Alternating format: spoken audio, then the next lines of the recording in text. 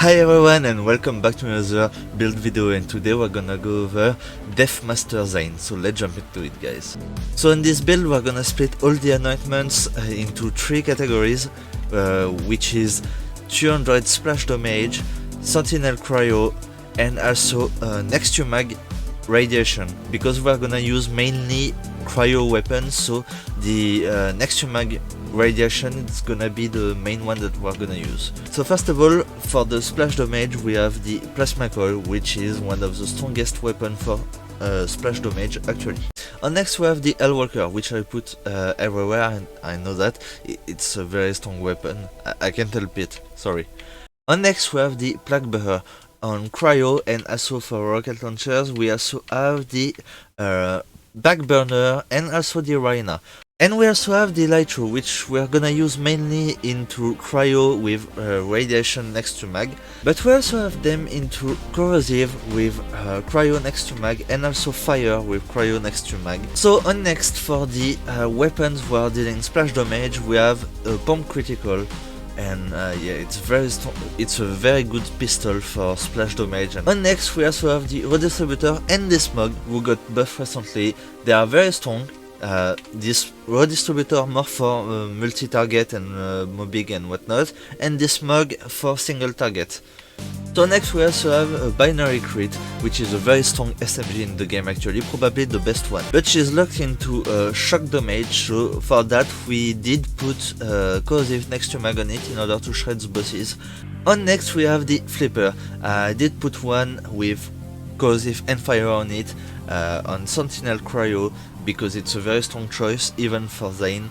I've also put a rebound, which is a very great assault rifle. On next we have the chaos, which is a very great assault rifle, and yeah, still cryo and also still next to mag radiation. So let's move on. We have the monarch on next to mag radiation with cryo on it. We also have them into fire and corrosive. And next we have the contain blast. So this is another great weapon for dealing splash damage. I did put an OPQ system with next to mag cryo because it still shreds everything. I do know that it's not on level. So next I've put a reflux, which is a very great shotgun in the game actually. It's locked into corrosive but it shreds everything. And next I've put a conference call into cryo with next to mag radiation, and also another one with fire and corrosive, with next to mag corrosive on the corrosive and next to mag fire on the fire one, because we are using a razor in the purple tree, so we can still one tap bosses like Greyward.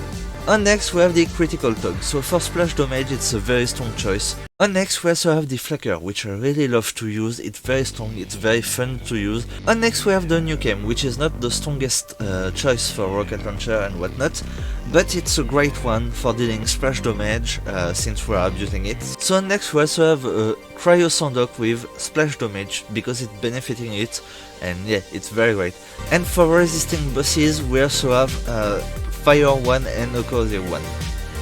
And finally a complex root. So since we are immune to our splash damage, we are pretty much fine if we are using the root.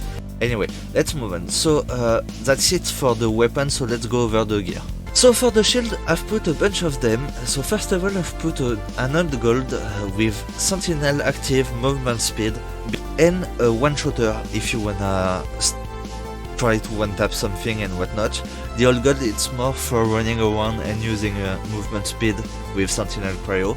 I've also put a bunch of breakable shields by ASS with Nova on them, or for this stopgap with an immune phases of 5 seconds. And finally for the shields I've also put an Infernal Wish and also a Revolter, which are very overpowered I think, so in case you want them. So let's move on to the grenade. So for them I've put only a few Hunter Seekers with incendiary and corrosive ASC if you need to fight a boss, and otherwise you have the ASC cryo one. So next we also have a fish slap. Not really a great use for it here, but and again the grenades on Zane doesn't really matter since we are not able to throw them. So yeah. And finally, I've also put an 8 piece with Cryo ASC and ongoing throw. For the artifacts, I've put a cut percentage pad in order to regenerate our ammo, toboggan in order to running around and amp our damage, and I also put a pair of ineffable knowledge, which is an obvious one, very strong for damage and whatnot. Since we are in damage and stuff like that, I've also put an elemental projector victory rush, which is very strong. And finally, an icebreaker victory rush and a snowdrift victory rush for our main source of damage, since we are abusing cryo and whatnot. So let's move on to the class mods. So for them, I've put a bunch of them, a lucky hustler and a critical mass, who are not really needed on this build.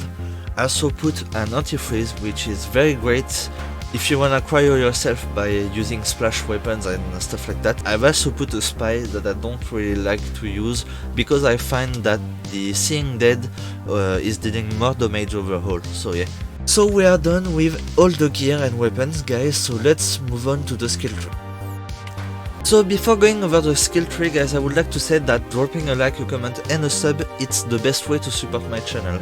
So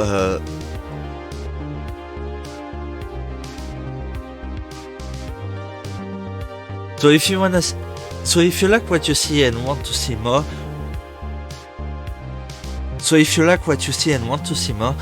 don't forget to click on the bell, otherwise it won't tell you when I'm uploading, because I'm uploading every day builds, guides and content related to Borderlands 3. So if you want to see more, don't forget to do that, and thank you for that, guys. So let's go over the skill tree.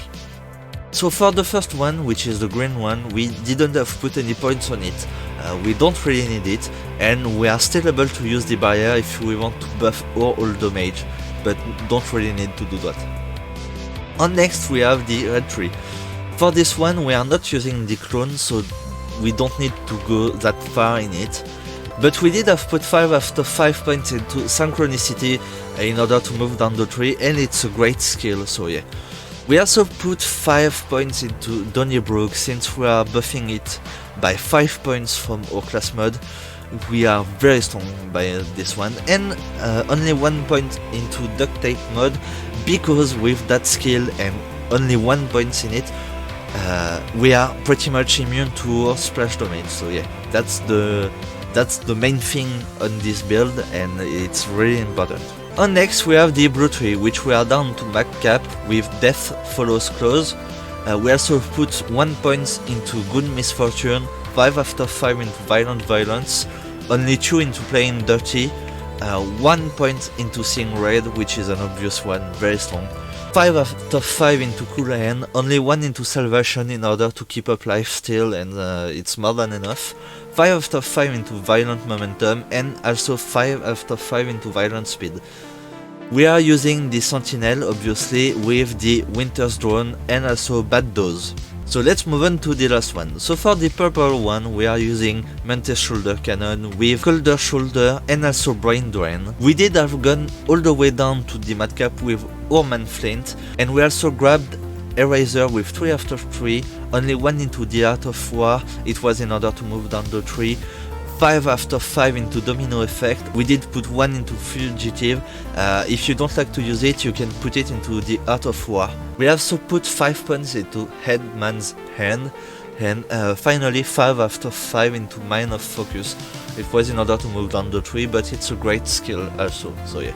So we are done with all the skill points, guys. So I hope this video was helpful to you, I hope you liked it, and if you did, then please be sure to drop a like, a comment and a sub. That would help me a lot and I would really appreciate it.